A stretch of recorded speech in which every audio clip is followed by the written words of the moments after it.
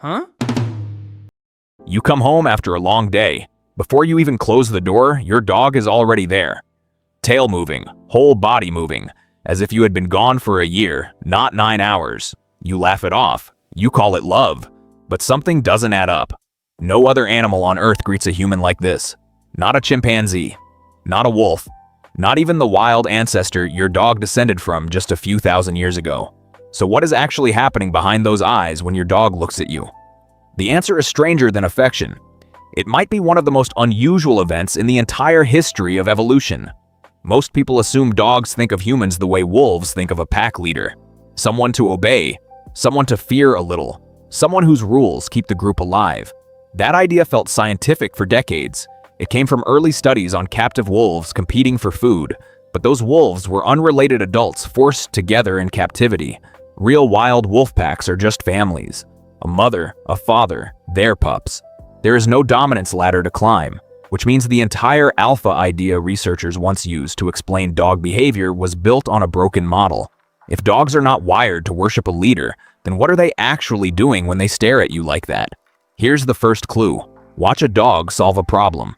Show it food sealed under a container it cannot open. A wolf raised by humans will try again and again, ignoring you completely.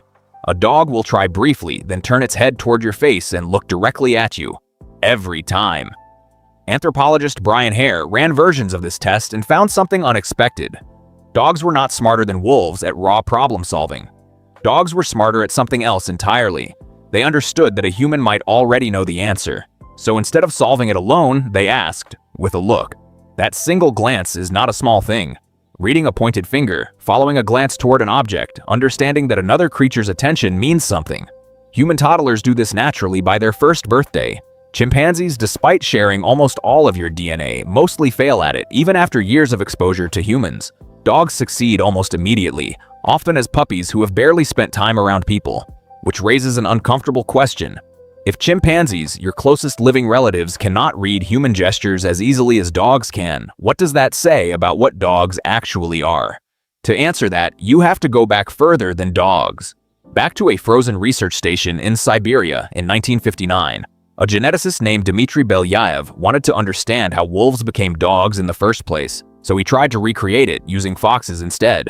He and his colleague Lyudmila Trut began breeding silver foxes, but with one strange rule.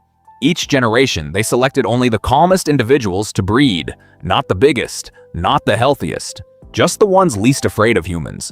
Nothing else about the foxes was chosen on purpose. Within a few generations, something happened that nobody had planned.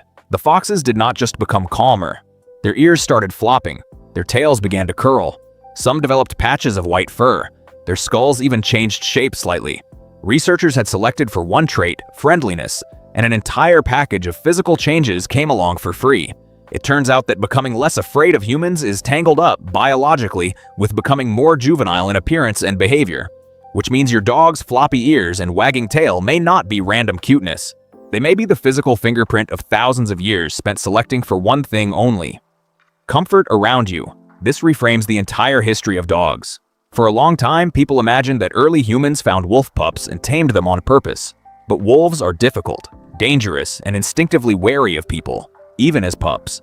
A more likely story is quieter than that. Some wolves, thousands of years ago, were simply calmer around human camps than others. Those wolves lingered near the edges, scavenging scraps instead of running. The bolder, more anxious wolves stayed away. Over generations, the calm ones thrived near people, and the fearful ones didn't. Nobody trained the first dog. Evolution did, using human leftovers as the selection pressure. So if dogs were not chosen by humans so much as they chose humans, does that change what's happening when your dog looks at you now? It might change everything. In 2015, a Japanese research team led by Takefumi Kikusui studied something almost too simple to test. What happens in a dog's brain and a human's brain when they simply look into each other's eyes? The results surprised even the researchers. Oxytocin, the hormone connected to bonding between mothers and infants, rose in both the dog and the human during eye contact. The longer the gaze, the higher the hormone spike. Wolves raised by humans, even hand-reared from birth, did not produce the same response. Something about a dog's gaze specifically triggers a bonding loop that evolution built for parents and children, not predators and prey. That single detail rewires the entire question. Your dog is not simply reading you the way a servant reads a boss. Its brain is responding to you the way an infant brain responds to a caregiver, which explains something else researchers have puzzled over for years. Dogs, alone among domesticated animals, develop what looks almost like separation anxiety when left by their favorite human.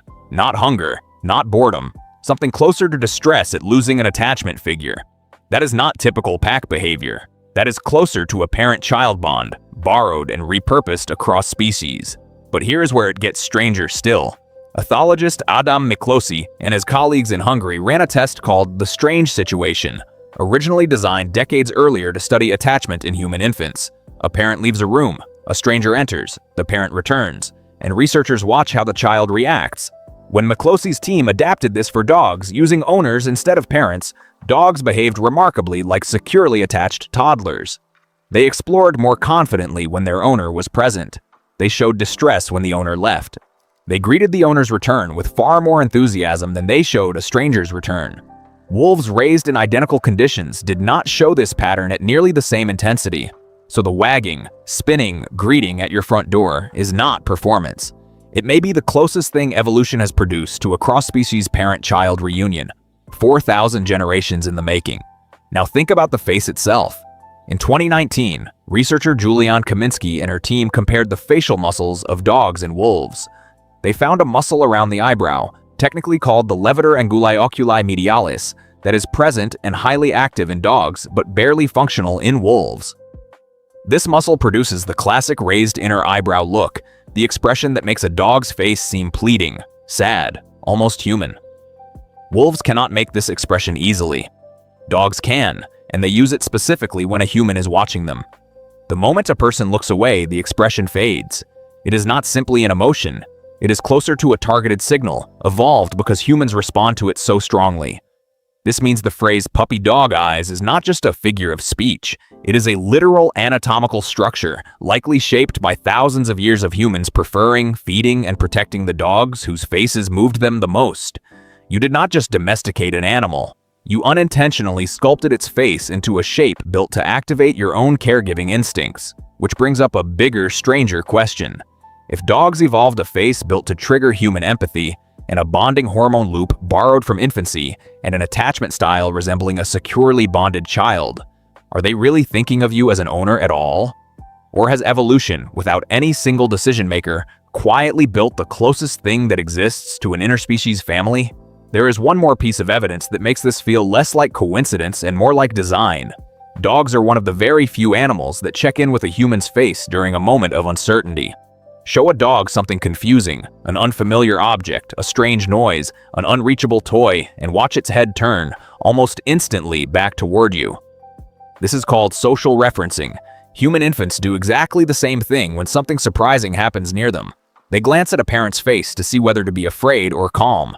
Very few species outside of humans and dogs do this reliably toward another species. Not chimpanzees toward humans, not cats toward owners, at least not consistently.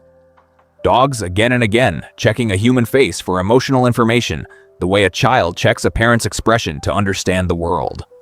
So circle back to the moment at your front door. The spinning, the tail, the eyes locking onto yours the instant you walk in. It is easy to call that simple excitement, but underneath it sits an oxytocin loop built for parents and infants, an attachment style that mirrors a securely bonded child reuniting with a caregiver.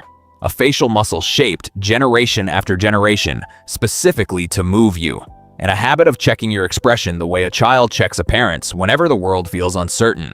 Your dog is not performing loyalty because it fears losing a leader. It never really evolved to see you as one.